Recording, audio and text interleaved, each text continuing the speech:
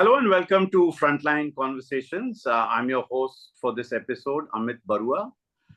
India-China relations are always of interest. After the clashes in Galwan Valley in June of 2020, relations took a nosedive with massive mobilization by both Chinese and Indian troops along the line of actual control.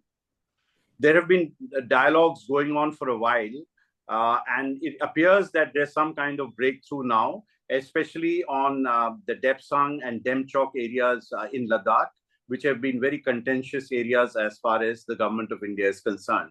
There have been a spate of statements, both from New Delhi and Beijing, saying that all appears to be going well as far as the pullback is concerned and restoration of patrolling.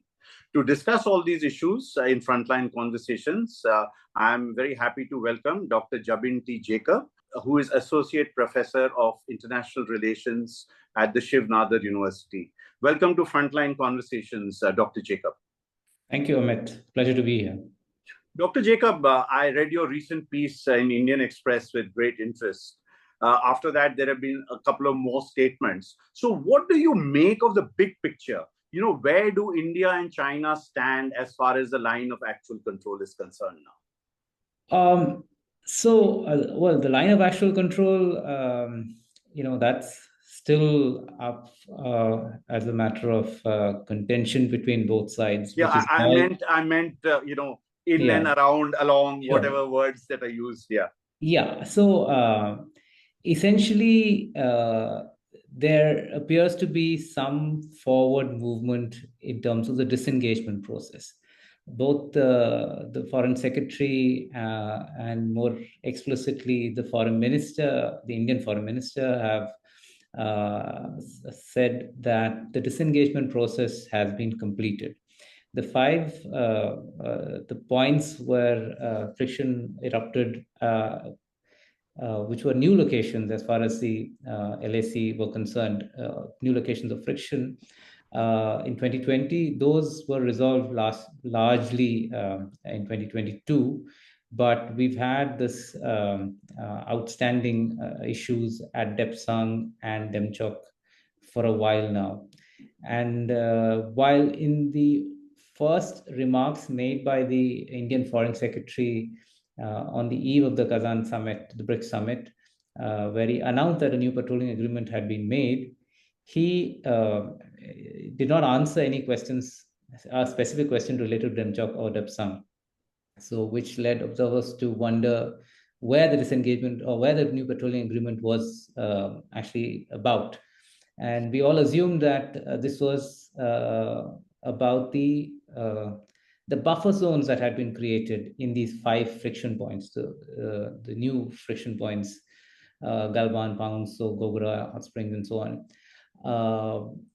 Subsequently, he clarified just before the Prime Minister, on the first day of the Prime Minister's arrival in Kazan, Russia, that again, he did not explicitly mention Depsang and Demchok. He said in response to a question on Depsang and Demchok, yes, this is the agreement pertains to these areas. Frankly, we've only been depending on news media sources to say that this is Depsang and Demchok. So overall, I would say, as it stands now, our understanding is that Indian patrols that were blocked from going to their patrolling points in Depsang and Demchok are now going to be allowed to do that. But before patrolling resumes, those temporary and permanent structures that the Chinese and the Chinese built up in those areas will have to be removed. The army has been very careful in saying that there is no timeline to this. While 29th of October is the sort of provisional deadline, given the altitude and given the terrain, these things are not likely to happen. We can't really expect to stick to a deadline, which then means that to assess whether this patrolling agreement is actually this new patrolling agreement or return to status quo, say pre-2020 has been operationalized, we will have to wait several months until the summer of next year. So that's the situation as of now. And what is your sense? I mean, why is India so diffident? I mean, the Chinese do what they do. I mean, as someone sitting in New Delhi, it's pretty difficult to understand their statements. But why this diffidence on the part of government of India from even directly naming these friction areas? Well, I think it's I guess it's a matter of expectations. I mean, look, there is a reality of a power differential. And these negotiations have been hard. And one of the sticking points has always been about disengagement and de-escalation and de-induction. And the problem there is on a like for like, it's not possible because it just takes us longer to re-induct our troops in this terrain. And one can never tell where the Chinese will go in terms of these negotiations. I mean, if they so I suppose the government, having been burnt now at least a couple of times since Doklam, since the informal summits, that it doesn't want to create or raise expectations about what this disengagement is about. There is still a very high degree of mistrust.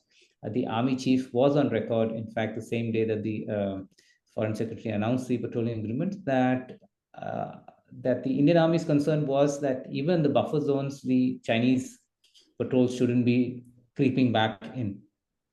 So I suppose, I mean, sort of a generous explanation would be to say that the idea is to keep expectations low and to sort of not receive flack if something were to go south. And what's your sense, Professor Jacob, that we have had deployment of many more troops than normal over the last few years. Mm-hmm. So, do you think this agreement could actually lead to withdrawal?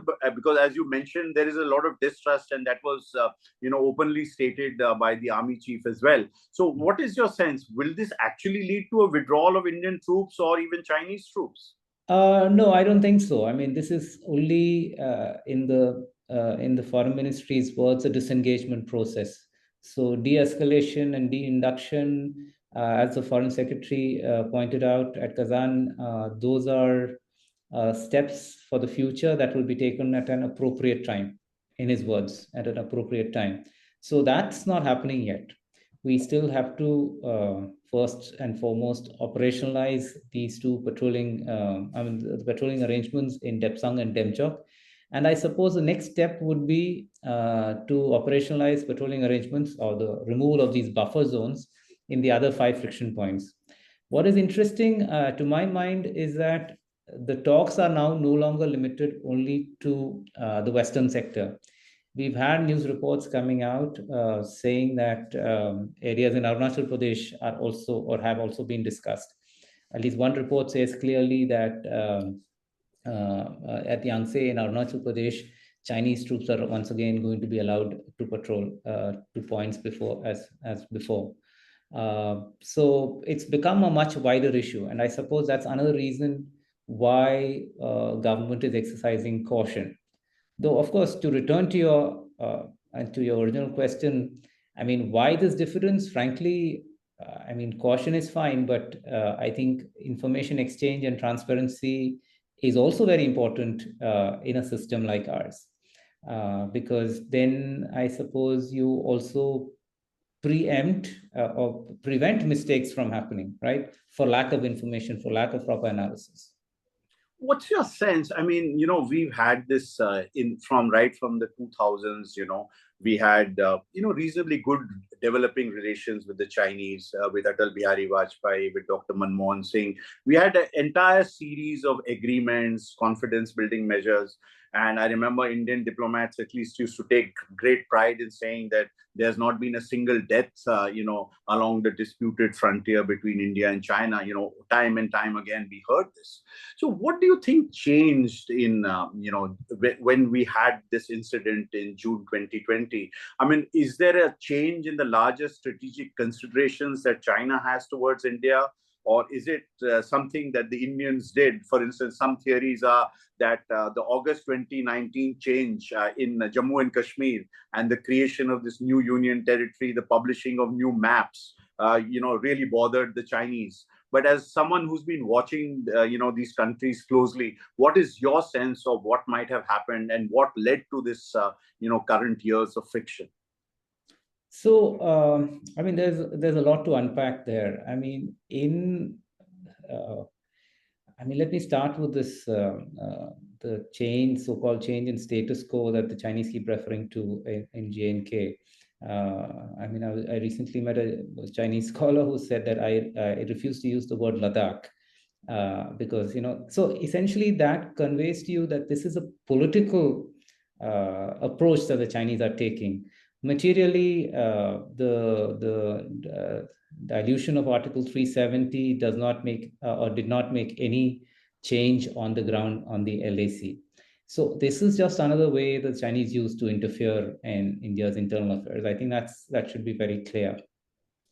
Now, in terms of why the Chinese have changed, so this is a kind of a chicken and egg question, right? The Chinese have a starting point, we have a different starting point. And I think, objectively speaking, the starting point for all of these tensions comes from the Chinese reordering or review or relook at the world following the global financial crisis, in which they finally sort of seem to think that Western democracies, Western capitalism essentially has feet of clay, that the West wasn't as strong as or growing in a linear path as they expected it to be. And so they decided, well, this is our moment, this is our time, and therefore we need to make the changes necessary on the ground. That kind of a worldview then also extends to India. And India, you see, when India is also improving its ties with the West, then this becomes a matter of concern for the Chinese, because their one big black and white objective or worldview is that the Communist Party of China is in an existential conflict with the Americans, with Western democracy or Western style democracy. And from that simple black and white picture or point of view, India is part of that Western-led coalition, as it were. So, I mean, look, it's easy for the Chinese to take such an approach because it simplifies their politics, their foreign policy approaches, and so on. So I think that really is what is driving. And plus, of course, power differential. I mean, Chinese economy has grown leaps and bounds, and the gap between India and China has actually grown in this period. So that is why the Chinese decide, well, we can afford to do what we do with the Indians. And our responses have been poor. And by the way, it's not just 2020. I mean, the signals of 2020 began appearing in 2013 onwards, at least from the Depsang crisis. And then, we've had a series of events since then, Chumor, Doklam, all of this. The Chinese, of course, very clearly started targeting India post-Doklam, because that, I think, was our response to Doklam in a third country was a particular surprise for the Chinese. So a combination of factors comes in. And do you think it has something to do with the new Chinese leadership as well? I mean, President Xi Jinping, I mean, the approach of his predecessor seems, to at least someone like me, a little different from what we are seeing with President Xi Jinping. So is that an issue of leadership, or is it that the Chinese are prepared to be more assertive, internationally, and they want to make their point, and they feel they're big enough and they're powerful enough to do, things which they haven't done previously? So it is a bit of both. There is a structural reason. I mean, it is incorrect to say that Xi Jinping is responsible for everything. Xi Jinping has been enabled by what his predecessors have done. If you look at it, 2005, we signed the agreement on guiding principles and political parameters. But almost from the next, the day after or the next year, the Chinese have been trying to walk back from the agreement on settled population, from the clause on settled populations and so on. So this goes back to before Xi Jinping. You take the South China Sea. I mean, the Chinese have been attempting to capture or militarize the South China Sea well before Xi Jinping came to power. So there is a structural sort of a line of activity that is happening here. But there's also about leadership. I mean, Xi Jinping has been particularly conscious and particularly vocal about anti-corruption, about regaining the strength or the centrality of the Communist Party in Chinese political life and discourse. And he's been insistent that the PLA convert itself into a combat-ready army. Now, when you say, and he's also used language such as this is sacred territory, with specifically with respect to the LAC or the disputed areas with India. So there's a change of language, there's a change of emphasis, which has followed a change in power and economic capacity in China. So in many ways, this is a natural progression, given the nature of the regime in communist China. I'm a little, when you say that there's a continuity, I also, as a Hindus correspondent, I was in Beijing when Atal Bihari Vajpayee went, and soon we saw that on Sikkim, which was, they used to show, I think, if I'm not wrong, as an independent kingdom. At the very next meeting in Indonesia, when Jiabao handed over the corrected maps to the Indian Prime Minister. So what does one make of that? I'm just trying to understand, that what is it in the Chinese leadership's mind that, we have good trade relations, we are making progress in many areas, we have a lot of things in common, but yet some of the differences seem to be very fundamental. So, the recognition of Sikkim did not come in a vacuum. We also formally accepted that the Tibet Autonomous Region was a part of China. So there is a quid pro quo there. But look, the thing is, circumstances change. I mean, there is a very famous Chinese saying, like, you cross the river by feeling the stones, right? So the point is they assess the situation and they change the goalposts or shift the goalposts as convenient. And look, we've been aware of this. It's our limitations that have prevented us from responding in kind. But today, when our resources, our infrastructure has allowed us to, we've also been able to respond on the LAC. We've also been able to block Chinese patrols. So, it's a natural progression, I'd say. So are you trying to say that, our improvement of our infrastructure, more roads, then operationalization of some old airstrips, all these things the Chinese too would be taking into account? Of course. So the Chinese are also responding in kind. I mean, if you look at timing, I'd say that this was inevitable. But sometimes the timing of events has to do with sort of a specific event. We had COVID. There was a lack of adequate preparation on our side. The Chinese saw an opening. The Chinese were waiting to respond, I suppose, to Doklam. So all of those things will come into the picture when they are going to as to when they are going to respond.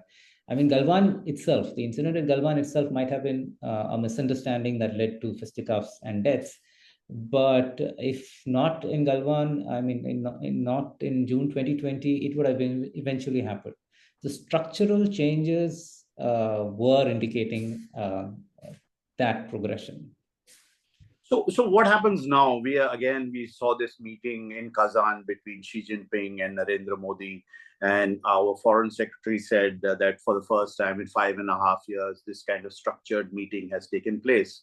And, the words that you now get familiar with, they have directed their officials to resume contacts and so on. So what is your sense, post this agreement? Do you think that India-China relations, bilateral contacts will increase and there will be some kind of more normal interaction between the two countries? So two things here. You're right to highlight the phrase that the leaders have used, that they have directed their officials to do such and such.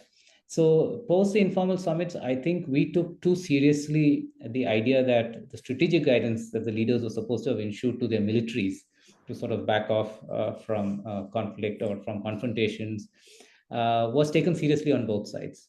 We took the Chinese at their word. That obviously sort of did not happen.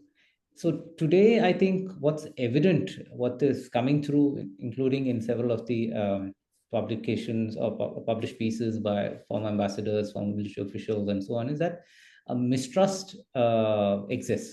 So it's like, okay, we have these agreements, but we need to continuously monitor them and verify that this is happening. So I think that is now very clear. That's going to happen.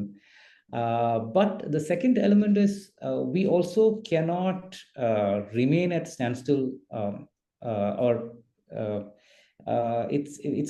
we don't have the luxury of letting only the LAC determine everything else, because there are global conditions, there are internal conditions which require us to have some degree of engagement. I mean, trade continues, the deficit continues, so there needs to be measures to. I mean, look, deficit itself is not the big issue, but But it seems in our officialdom, deficit seems to be the driving force. I mean, that seems to be almost something obsessive as far as India is concerned.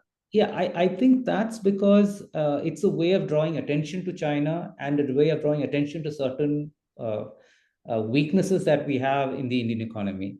But from a larger trade perspective, it's our overall trade balance that matters. I mean, if we don't buy cheap stuff from China, we are going to get it much more expensively from somewhere else. So there is that. But there's also the element of unfairness in the sense that the Chinese block us by multiple non-tariff barriers and so on. There's a weakness also in that we don't have stuff to sell to the Chinese. So in many respects. So that's, I think, is the central point of focusing attention on the deficit. But look, in areas like technologies or electric vehicles or rare earth and so on, so the supply chains are very intimately linked to the Chinese. So we need to be able to figure things out. And it appears, I don't know, what's your sense, that there's some pressure from Indian business also to resume investment, Yes. make it more. I mean, I don't know what you gather on that. No. I mean, look, these are all normal things in any open democratic system. And it is a business of government to deal with these pressures and to educate and inform, which is why, I reiterate these discussions and these agreements, if they don't reach the public view, there is not going to be a discussion on these issues. We need our military men to be informed of, say, wider economic issues or challenges, and our businessmen and our investment community to be informed of the military and the security implications. So that conversation is not yet happening in India. Each person is in their silo. And I think that's our real challenge. I mean, even within the government, you see this playing out because different ministries have different priorities. The chief economic advisor has been roundly criticized by several former ambassadors and military men for the statement that he made about needing to open up. But from his perspective, he's looking at it, from the way he looks at it, this is actually a requirement. We have a demand for increasing our switch to electric vehicles to 30% by, I think, 2030 or so. We are not going to be able to do that with only indigenous capacity. We need the Chinese help for this. So how do you meet both goals, right? So for that, we need a robust discussion. We need greater engagement between different sections of government as well as different parts of the analytical community. The economists need to be talking to the strategic community and vice versa. So, I mean, without all of that, we are likely to be in this careful but not sure approach towards China, and that's not helpful. Since you mentioned this bit about military men knowing about business and business persons knowing about strategic issues as well, what is your sense? I mean, after a long time, this mechanism of special representatives had come into existence. You think it's now outlived its utility? See, because they started talking about issues other than the land border as well. Sure. Perhaps that was a sense that, at least I got a sense that maybe since they can't make progress as far as the land border is concerned, you may as well focus on other issues as well. Look, given the weight of the special representatives in their respective political systems, I think, and because the top leaders can't be talking to each other, we need a mechanism where, multiple issues can be raised. So I suppose in a way, it's a misnomer to call them special representatives on the boundary dispute. They're special representatives on, in general, India-China issues. But then the question arises whether the special representative, at least, I mean, I can only talk about the Indian side, whether the special representative is adequately supported in terms of all these inputs on the economy, on security, on other aspects of the relationship, China's global presence. So if we're going to have a discussion with the Chinese, we cannot ignore what the Chinese are doing, not just in South Asia, but globally. I mean, we have to have a holistic approach. So that's really the question. We have to ask questions about whether the NSAB, for example, does an adequate job or is allowed to do an adequate job. So I would say because we are at a standstill on the boundary dispute, other issues will naturally creep in. But that might not necessarily be a bad thing. But the question is about support. And it cannot be that the same people are doing all of these things. They need a proper secretariat. I mean, we do have a National Security Council and so on. But, crises like this that we have with the Chinese are always useful to re-examine our systems and say, what is it that we can do better? What is the strategic communications within the system, within the government that are required? And on the global stage, you rightly refer to what China is doing globally. Equally, India is doing a few things, especially the Quad mechanism that has come into existence. So, what is your sense? I mean, is it that these global machinations, and sometimes a lot of this can be simply posturing, because India, interestingly, is also part of BRICS. It is part of the SCO. In mechanisms and institutions where the Chinese also have a huge role to play.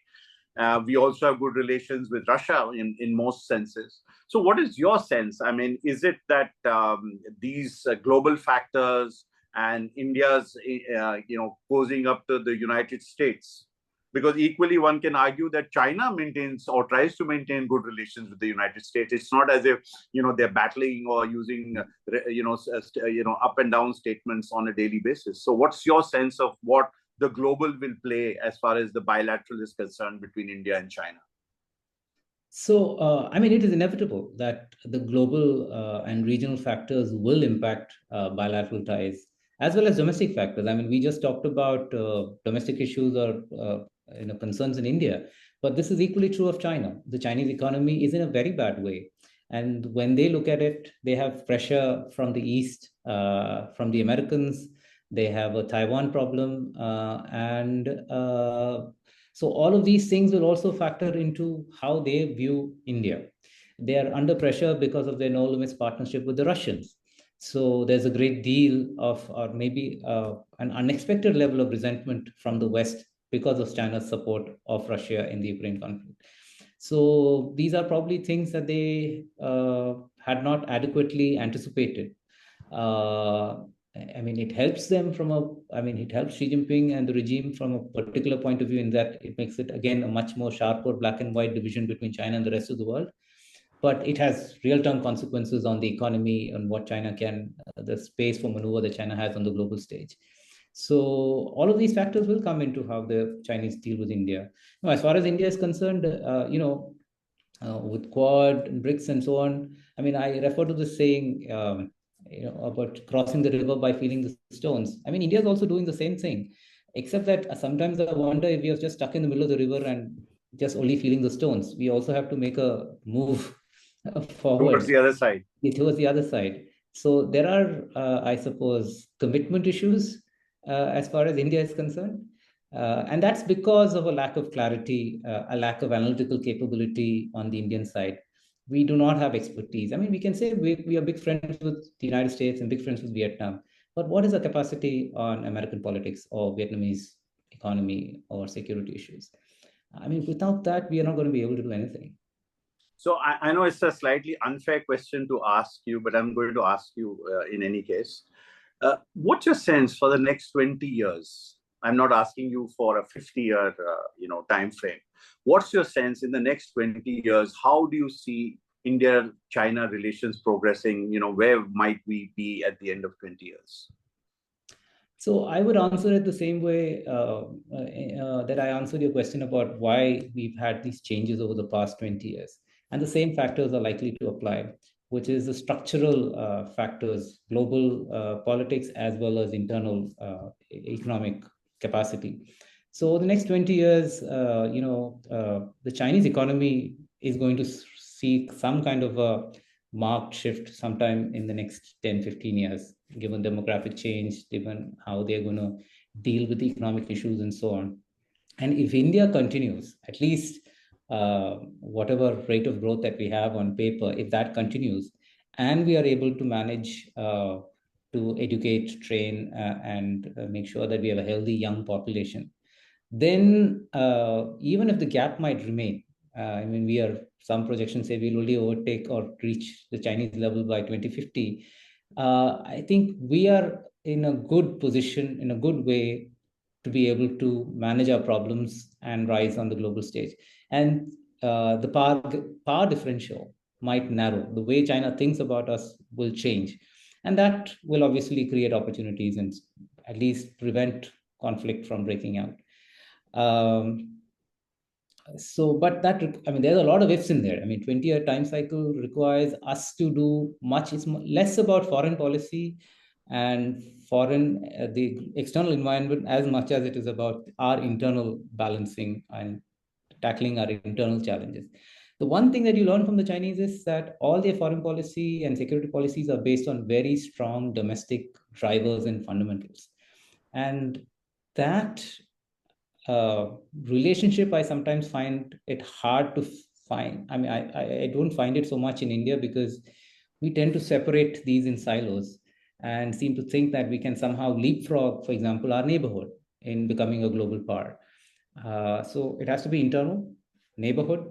The mandala theory, basically go out from inside to the outside in order to achieve our goals. And that will affect how we engage with China as well. Well, I think we've had a pretty fascinating discussion, and I think the analogy of the stones and the river is going to stay with me and the other bank. Thank you so much, Dr. Jabin T. Jacob of the Shiv Nadar University, for speaking to Frontline Conversations. It's always a pleasure to talk to you. Thank you so much for your insights. Thank you, Amit. It's been a real pleasure.